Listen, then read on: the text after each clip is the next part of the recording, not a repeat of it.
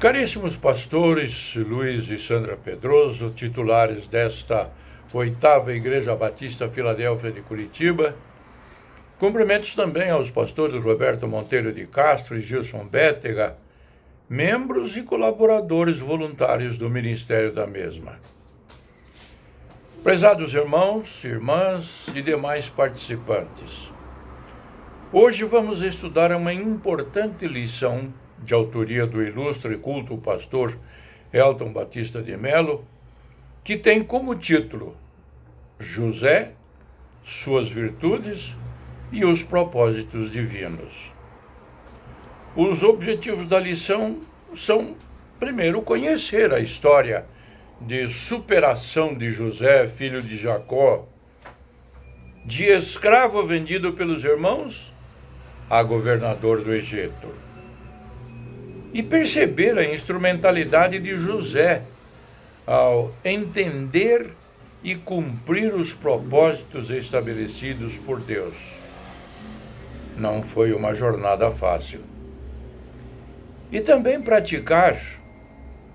Deus tem propósitos universais para o homem, por exemplo, a salvação, mas tem propósitos específicos para o crente. O texto áureo, o destaque, está em Gênesis capítulo 45, versículo 5, que leio. Agora, não se afligem, nem se recriminem por terem me vendido para cá, pois foi para salvar vidas que Deus me enviou adiante de vocês. Você que conhece um pouco da história de José e do Velho Testamento já identificou que essa história aconteceu há milhares de anos passados, mas tem uma presença atual nas nossas vidas através das suas lições que são aplicadas no nosso viver cristão. Como textos bíblicos inspirativos, Gênesis capítulo 37, versículos 3 a 5, abro aspas.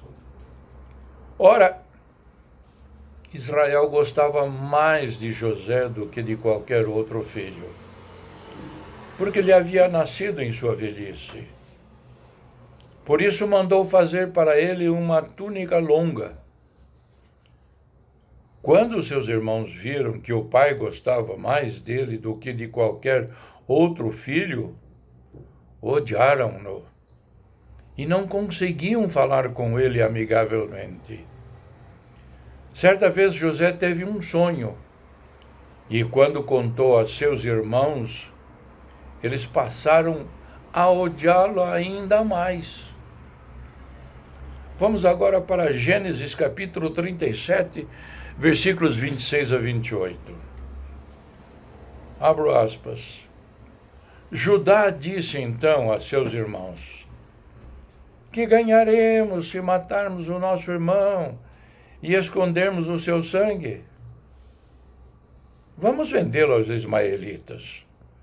Não tocaremos nele, afinal é nosso irmão, é nosso próprio sangue. E seus irmãos concordaram.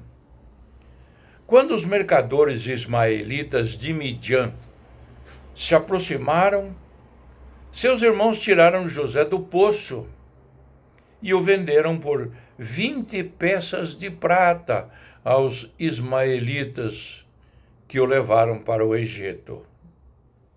Agora vamos para Gênesis capítulo 39, versículos 21 a 23. Mas o Senhor estava com ele e o tratou com bondade, concedendo-lhe a simpatia do carcereiro. Por isso o carcereiro encarregou José de todos os que estavam na prisão. E ele se tornou responsável por tudo o que lá sucedia.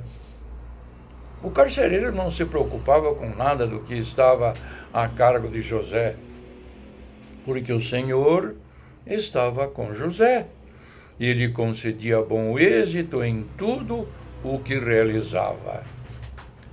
A introdução desta lição trata do seguinte: o Senhor quer tratar conosco acerca da cura das nossas lembranças negativas. Ah, quantas são! Encontramos na palavra de Deus um homem chamado José, governador do Egito, um homem bem-sucedido, próspero e muito abençoado. Mas como ele chegou a esta posição de proeminência e honra? A história de José nos permite compreender como Deus opera na vida de uma pessoa que se deixa ser um valioso instrumento nas suas mãos. Estudemos esta lição, portanto, destacando os seguintes tópicos. Tópico 1. A vida de José. Poucas pessoas na Bíblia passaram por tanta dor e tragédia quanto José. Sua história ocupa 13 capítulos do livro de Gênesis, do capítulo 37 ao capítulo 50. Passou por momentos de crise, rejeição e desprezo por parte dos seus irmãos. Sofreu aproximadamente por 13 anos de angústias e aflições no Egito. Foi injustiçado e falsamente acusado pela mulher de Potifar. Foi esquecido por mais 2 anos na prisão, após ser usado por Deus para revelar os sonhos do padeiro e do copeiro de Faraó. Você quer mais detalhes? Vá lá no livro de Gênesis, capítulo 41, e você vai encontrar. Sofreu ingratidão. A todos estes ingredientes podemos somar a tristeza, a solidão, a saudade da casa, a falta de perspectiva, a impossibilidade humana de mudar o quadro. Tudo isso podia se constituir em um homem completamente revoltado e cheio de rancor. Mas não foi isso que aconteceu. Pelo contrário, o que vemos em José é um coração isento de qualquer tipo de sentimento contra as pessoas que lhe fizeram mal. Ele não guardou no coração rancor ou revolta por tudo que sofreu, mas perdoou a todos, porque entendeu que tudo aquilo que sofreu era permitido pelo Senhor. Confira lá no livro de Gênesis, capítulo 45, versículo 5. Ele venceu, porque viu a mão do Senhor operando em seu favor, e não a intervenção das pessoas com quem conviveu. O segredo da vitória e do crescimento que o Senhor deu a José, diante de todas as adversidades que passou, estão reveladas nos nomes dos seus 2 filhos. É interessante que o Senhor nos mostra aqui que os filhos de José nasceram antes do ano de fome começar. Mas quem eram esses filhos de José? Ao dar-lhes o nome, José valorizou a providência divina na sua vida. Como aplicação, faça uma introspecção. Diante de uma situação como a de José, é mais fácil reagirmos como uma vítima ou entendermos o processo que Deus nos propõe? Tópico número 2. Manassés. Esquecimento é o que significa, ou o que faz esquecer. Naquele tempo, os pais davam nomes aos filhos de acordo com o significado do que os pais estavam vivendo. José chamou seu primeiro filho de Manassés, porque Deus o fez esquecer de tudo. Precisamos estar cheios do Espírito Santo, para que quando vier o tempo da fome, o Senhor possa nos usar para alimentar aqueles que sentem fome do Senhor Jesus Cristo. Mas antes é preciso que o Senhor nos faça esquecer tudo o que passamos de ruim e o que tentaram fazer contra nós para nos prejudicar. Isto é o perdão de coração e não de palavra. Enquanto tivermos em nosso coração algo contra qualquer pessoa, mesmo que esta pessoa tenha feito algo terrível em nossas vidas, nunca receberemos o melhor de Deus.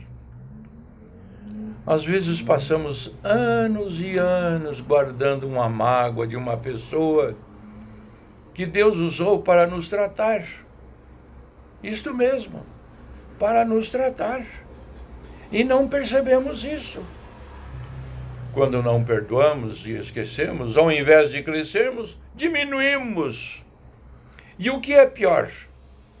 Resistimos à obra de Deus em nossas vidas e na vida dos outros. Para continuar é preciso deixar.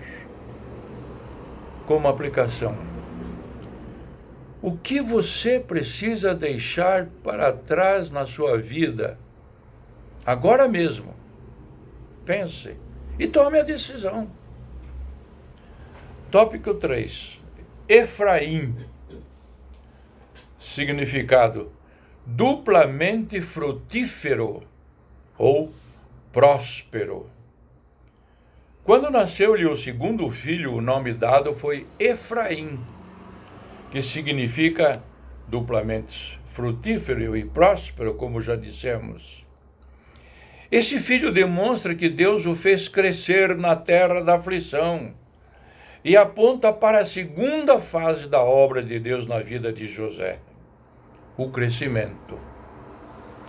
Todas as adversidades foram superadas e esquecidas, e Deus reverteu o quadro da vida de seu servo. Agora era chegado o momento da bênção e da abundância. Assim, nos dias da fome, todos vinham a José para obter alimento. Ele agia com misericórdia e sabedoria para com os que sofriam, divinamente instruído pelo Senhor. O Senhor o fez prosperar e ele cresceu muitíssimo. Tudo por causa do perdão e da misericórdia. O melhor do Senhor ainda está por vir. Se José tivesse guardado no coração qualquer queixa contra o que sofreu, deixando-se levar pelo sentimentalismo e pelo rancor, nada disso teria acontecido. Ele foi um instrumento de provisão numa época de intensa fome. Vamos aplicar isto em nossas vidas. Há algo travando sua vida, impedindo os planos e propósitos de Deus? Conclusão. A vida de José, ou na vida de José, observamos esses fatos significativos. Vale a pena voltar a estudar, mas fazendo uma análise comparativa com a sua vida. Vamos a um quadro que nós podemos aplicar em nossas vidas. O quadro tem uma parte que é de problemas. E vamos focar a pessoa de José. Problemas na vida de José. 1. Foi vendido como escravo para o Egito. 2. Acusado de adultério. 3. Esquecido na prisão. 4. Suportou 7 anos de carestia. 5. Encarou o retorno de seus irmãos desleais. Mas vamos a outro quadro, que são as ações proativas. 1. Desenvolveu competência e organização no palácio. Por isso, aquele rapazinho cresceu, adquiriu confiança, mostrou competência, submissão e obediência e galgou posições invejáveis. Aonde? No palácio. De quem? Daquele que governava o Egito. Ponto número 2, usou sua habilidade para discernir sonhos e solucionar problemas. 3, demonstrou sabedoria interpretando o sonho de Faraó. 4, fez preparativos para salvar o país e obter grandes riquezas para Faraó. 5, mostrou paciência e integridade ao lidar com os outros. Se Manassés não nascer em nós, Efraim jamais nascerá. Preste atenção. Precisamos permitir ao Senhor que gere em nós estes 2 filhos. O primeiro, Manassés, que Deus faz a gente esquecer do que passamos. E o segundo, Efraim, que nos faz prosperar, mesmo na terra da aflição. O Senhor tem este mesmo propósito para com a igreja e cada um dos seus servos neste tempo. Ele quer realizar uma grande obra e fazê-los crescer, mesmo em meio às aflições. Porém, é necessário esquecer todas as más palavras e atitudes que alguém nos tenha falado ou feito, rejeitando veementemente toda e qualquer dissensão e contenda, para que cresçamos como igreja e individualmente, e a nossa vida prospere.